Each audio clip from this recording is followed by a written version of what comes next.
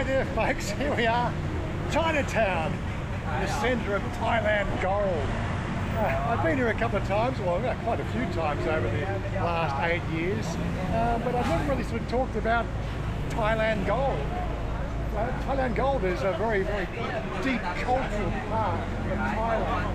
And so I've been doing a whole bunch of research on exactly why Thailand gold is prized around the world. Well, for one reason, it's like almost 24 karat, almost perfect gold, which doesn't make it great for jewellery, but this is where it all started. The whole Thailand gold business started in this street. It's a very long history. Anyway, we're going to do a bit of a wander around. I'll give you a bit of a snapshot of how many gold shops there are here, and not only that, we're going to slip behind the scenes and take you through the wet markets and the the unseen side of Thailand, which is what we're doing this whole expose thing. I'm discovering Bangkok like you're discovering with me.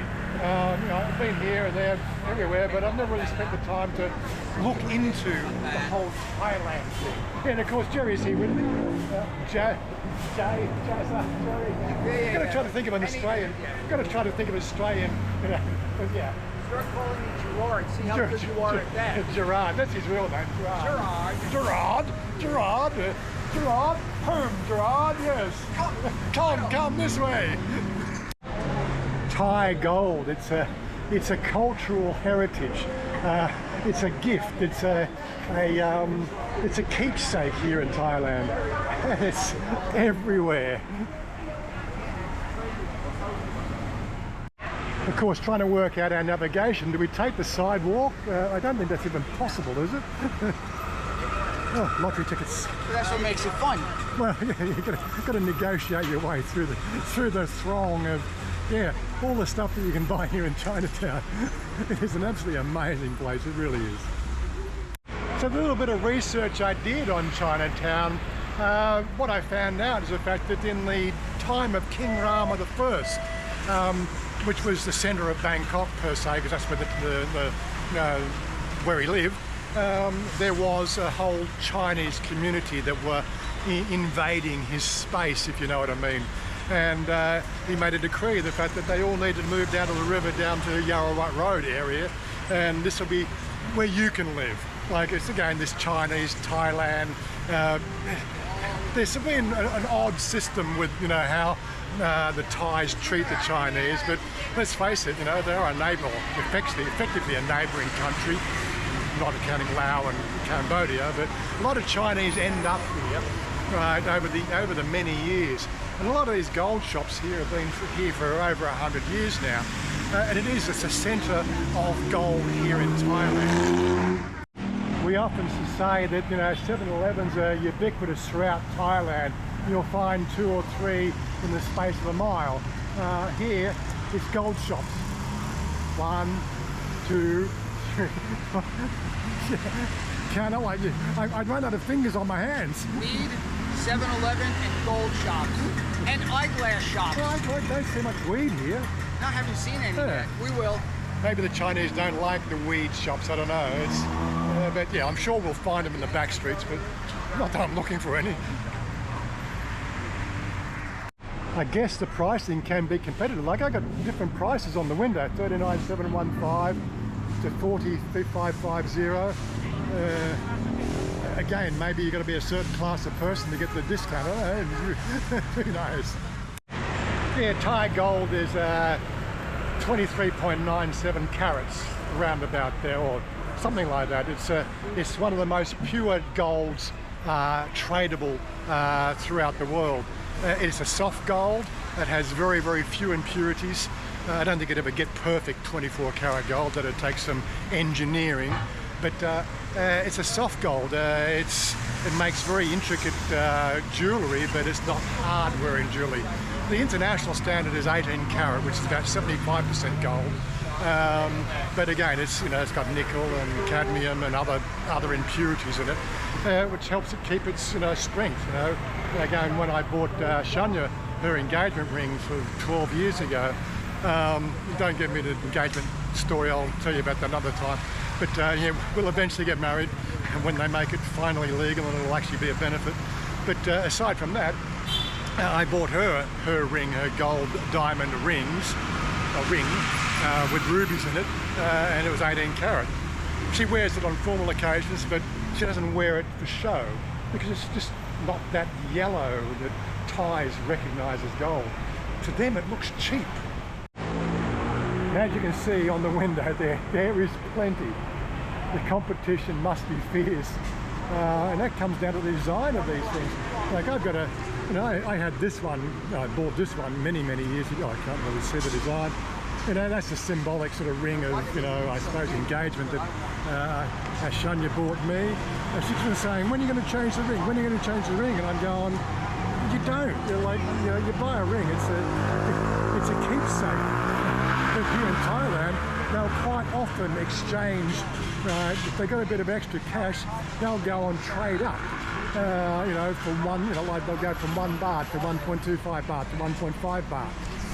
It's very confusing when you think about the fact that, well, I bought you that necklace because I love the heart shapes that were in the intricate design, and yeah, but no, she had a few thousand baht spare somewhere along a couple of years ago, and she just took it to the gold shop and upgraded it.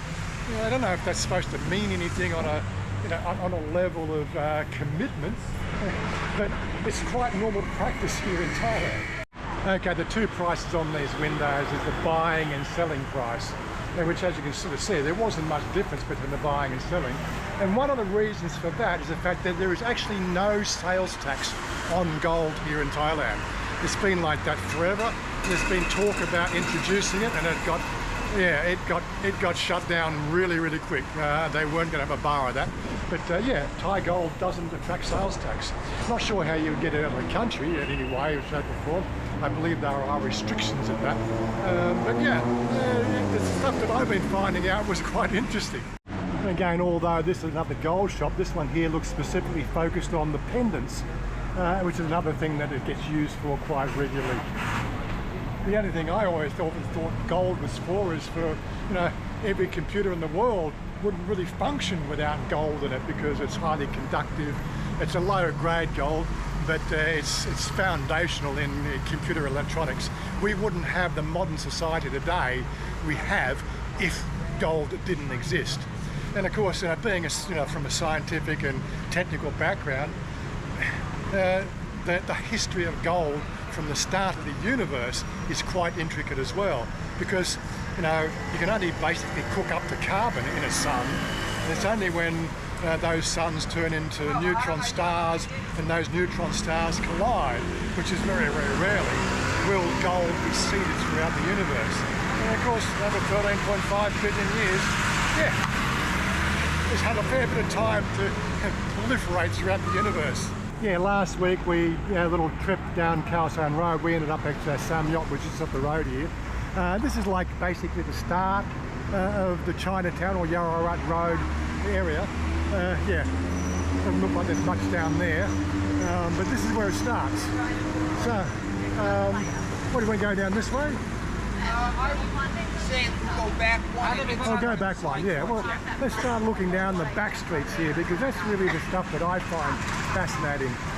We were talking about it before, like you see all this street food here, or back there a bit, and you never hear of people getting food poisoning. Jerry, on the other hand, was in Da Nang on Monday. What did you eat on Monday? No, Cambodia. Oh, Cambodia. I don't know what the hell I ate, but boy, it did not work. It didn't work at all. No. Was it street food? No, well, I ate a little of everything. So, okay. And Dave was with me, and he ate pretty much what I ate. He didn't get sick, so it had to be prior. Yeah, it's weird how, some people can be susceptible to the food here in Thailand. But again, it brings out that question. We see all this food out here in the streets, and you're going, well, you wouldn't see that in Australia because of all the red tape food regulations that we have. Yet, bingo. Quite frankly, I've heard of more food poisoning cases in Australia than I have heard of in Thailand. So, makes you wonder what the alternative narrative is that they're trying to get across this. because to me, the street food here is perfectly eatable, and nobody's magic to pay. Here's the weird thing, man. They tell us you can't eat food that's been sitting out for more than 2 hours. It sits out for way more than 2 hours here, and we eat it all the time and never get sick. Yeah. So who's right and who's wrong? I don't know, but it seems like it works here just fine. Yeah, and like litigation in America and in Australia also, you know, indemnifies the vendors, whereas you never hear of litigation because There's no such thing as litigation. But the bottom line is we don't get sick eating the street food that they won't let us do in America. Yeah. Everything has to be refrigerated, has to be at a certain temperature. None of that is here. And you wonder, what's going on? It's all the multinational corporations, which I have obviously interest in because that's where my portfolio lies. I like them to make money too, but Yes, we do. you know, Or else we can't live here, dude. that's right, otherwise we can't live here. But yeah, come to Thailand, it's a great place to live. This is where the corridors get a little bit narrow. Let's come.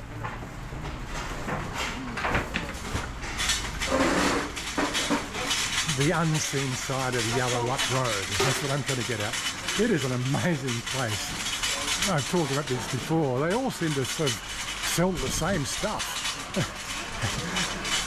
I guess that's the free market economy we have here, you know. Very little red tape, very little regulation. I know when Chanya set up a salon business, you know, it was running for 6 months before the taxman wanted to know about it. It is an amazing place when it comes to free trade. And here we are, probably the start of the food area. A few people have been asking why are we shooting this stuff together as two different channels and everything else. Well, he's got his channel, I got my channel. We have very similar interests, and that works for me, you know.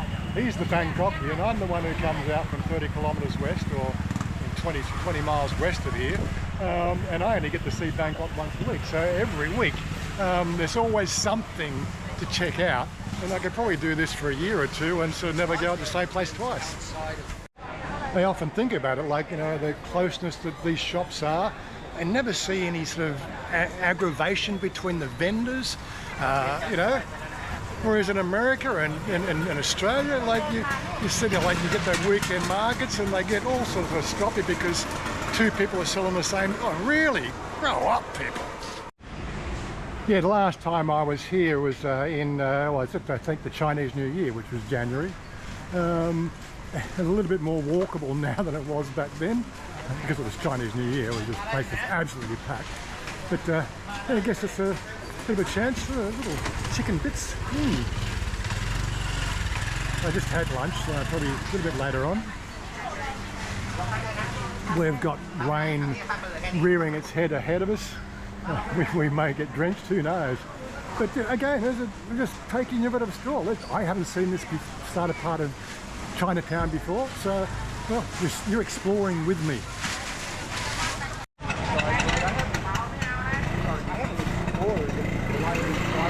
Quite some time, so for me it's almost a new experience. And absolutely, let's go down.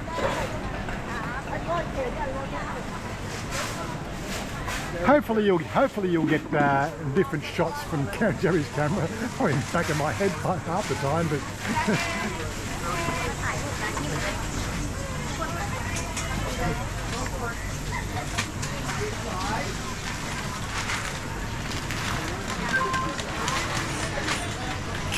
the amount of stuff here. Amazing.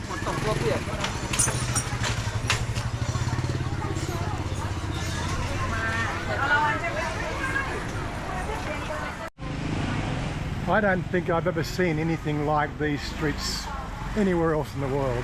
Well, I haven't been all over the world, but everywhere I've been, I've never seen anything like this. It is just amazing what they can cram into these spaces. And as Jerry was saying, these shops are quite long back there. And, you know, watch out, motorcycles will run you over if you're not careful.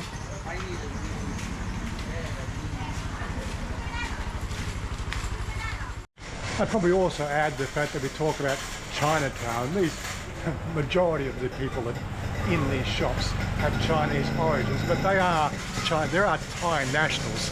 They do have full Thai rights and everything else. But yeah, it's Chinatown. Were you saying you want to have a coffee? Yeah, let's drop in here, have a coffee. Yeah, Hex Coffee. We'll put a hex on you.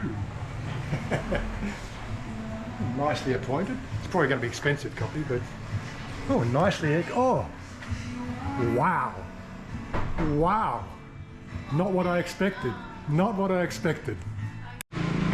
I guess they only sell alcoholic coffee, and that doesn't open till 6 or 5 or 4. Well, it wasn't open then. That was like 3:45. So anyway, we will find a coffee shop to have a coffee at. But yeah, I've got a fair way to go down the road there. There's a few Farang in the view. And we're not the only people exploring.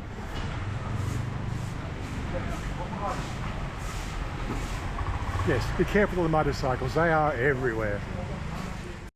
The awnings are being pulled out.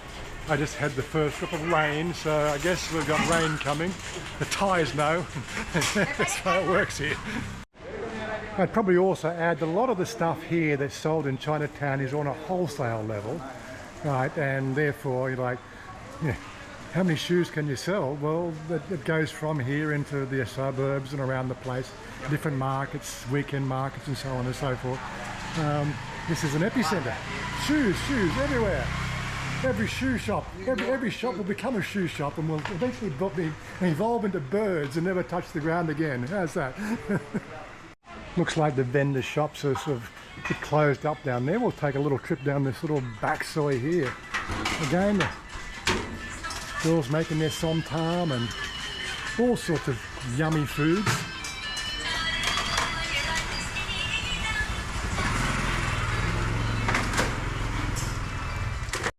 Here, a motorcycle.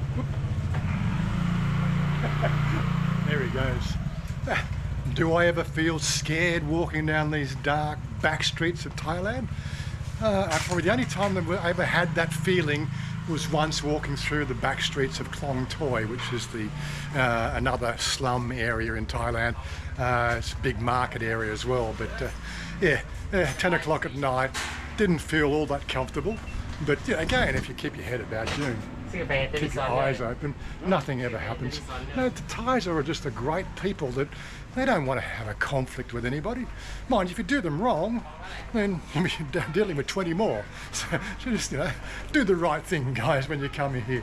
We've been getting a spate of news articles over the last, the last year since they opened the visa policy. That, like there's all these ne'er-do-wells from outside the world that just want to just cause problems. And I'm going, really? Leave it at home, guys. Come on. I can only put it down to the fact that it's part of the Buddhist way, Everybody has a right to be here. Everybody has a right to have a good life. Everybody has a right to be safe, feel safe, everything else. I remember in my, like days when I went to Sunday school, do unto others as you'd have them do unto you, It's a good foundation. If there's only practice in the West, it would be a better place to live, if you know what I mean. Looks like we're getting back onto the main road now.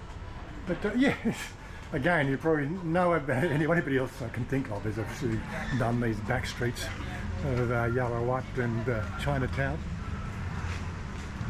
Trying to get a fix on where we are. Rita, you have coffee? Yes. Good. Coffee, book, and cooking. Coffee, book and cooking? Yes. Okay. Let's go in here and have a coffee. Oh, lovely little place. Wadika, wadika. Sabrina, krab. Good, okay, mate? Okay. We want coffee. Now, I wouldn't have expected to see these books in a Thai bookstore. Don Quixote, The Count of Monte Cristo, War and Peace. Holy crap. Very, very different. The coffee's good. They got little homemade cookies here. These ones are the coffee cookies. Yummy, yummy.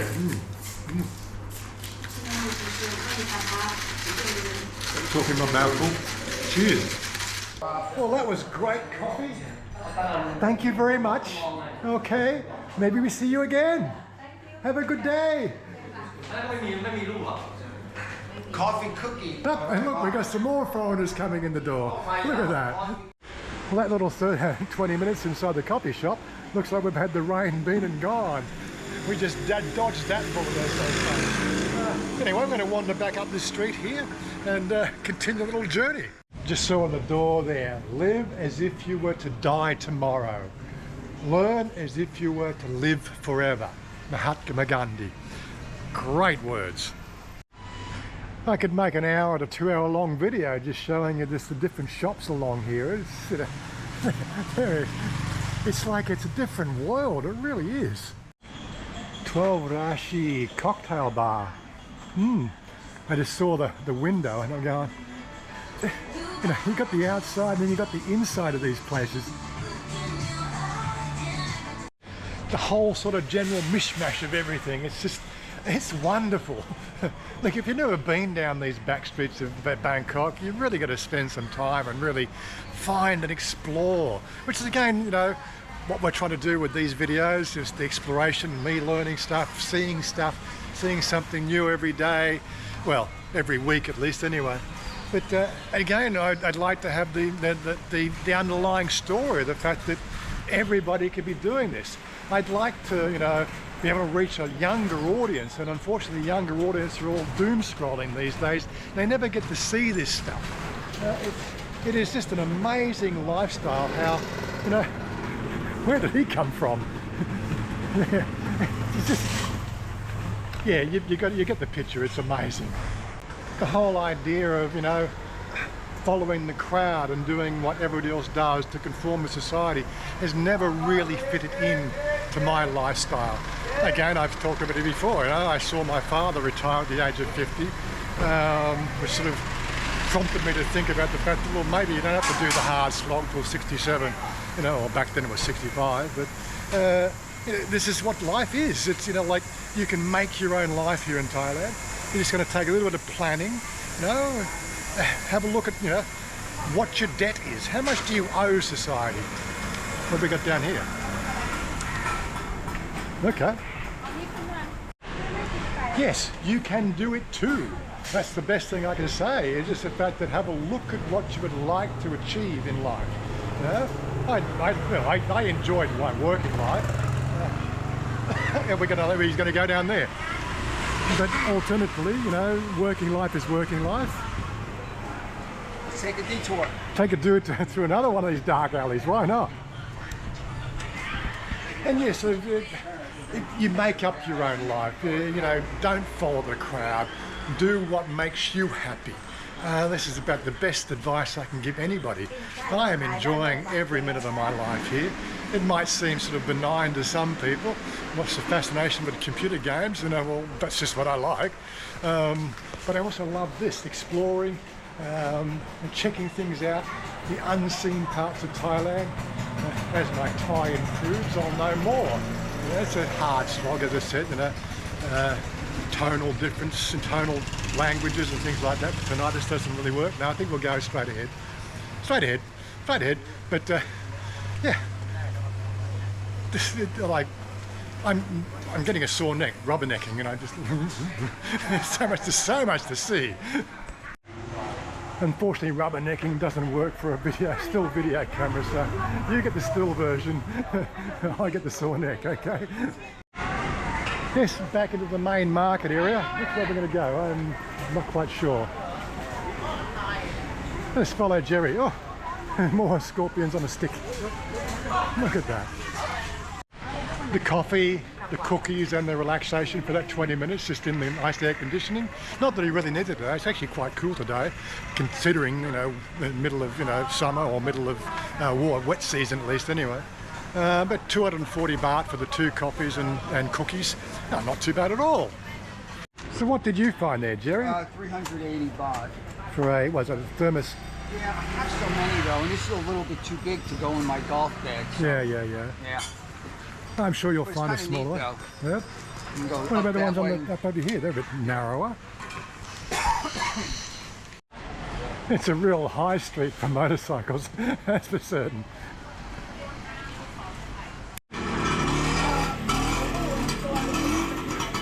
Wow.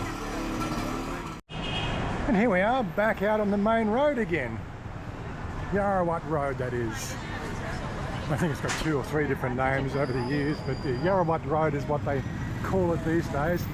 And we're going to go right. We're going to go down that way. It's getting close to hungry time for people here, and that's why all the street vendors are out and about. They're starting to line up on the edge of the road there. Durian is still in season.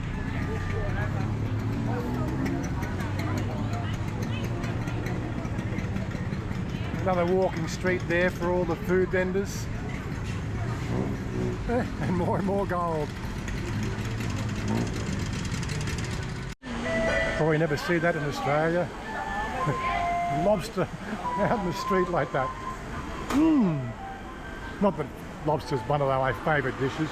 Don't mind prawns, but lobster seems a bit overpriced usually for a big prawn. Pricing of basic food here, all quite reasonable. A couple of dollars, really can't go wrong.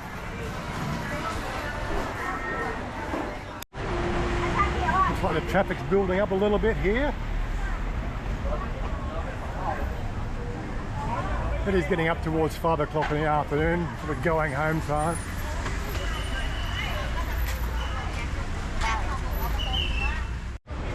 Yes, so this is Chinatown. This is Gold City. Gotta love it, you really do, gotta love it. Currently they're going through a process of gentrification with this area as well, with all new street paving and everything else, because the paving gets really shot after a few years. But as you can see, we're in the process of getting it all refixed. Old and new. The red rattlers, the nice big blue air-conditioned buses. They're everywhere. But yeah, we are pretty much at the end of the Yaowarat Road here. And the only thing that comes to mind is the temple just on the left here. What the Traimit or something, I'll have to look that up.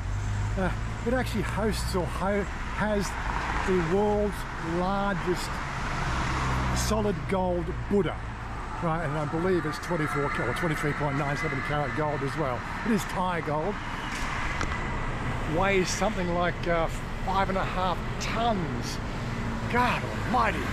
Seriously, this is Thailand. This is Gold City. Anyway, we're making our way to Hulampong and get our train back into the city. So we're going to wrap it up here, I guess. So it's a goodbye from me. It's a goodbye from Jerry. Goodbye from Jerry. Don't forget that he'll have a different version of this video, as we usually do. Yeah, I remember coming here. Yeah, I remember that part. Yeah, yep. That was where. Here's our one of the Chinese temples. Yes. Chinese Buddhist temples, I believe they are. I'm not quite sure. Yeah, this is the temple. This temple here has this. Yeah, it's 40 baht to get in, I believe. And you can go and check the world's largest solid gold Buddha statue if you really want to.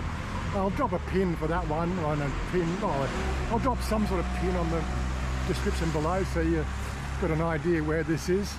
But it's Chinatown. I don't think you'll miss it. Every taxi knows where it is. And there's the arch. Quite a famous landmark here in Chinatown as well.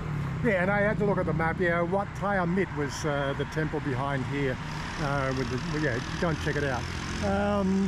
Yeah, I believe we go this way. We're Hulampong, and that's the end of our story. So I don't know if I need to mention it. If you want to see more of this stuff, you've got to hit that like, comments below. I'm prepared to explore the whole of Bangkok over the next couple of years, just simply because of the fact that there's so much to see. So much you probably haven't seen before. So that's part of the whole idea of this Exploring Bangkok series. So if you're not subscribed, hit that subscribe button and we'll show you more. Peace out, guys. Take it easy. I want you to live.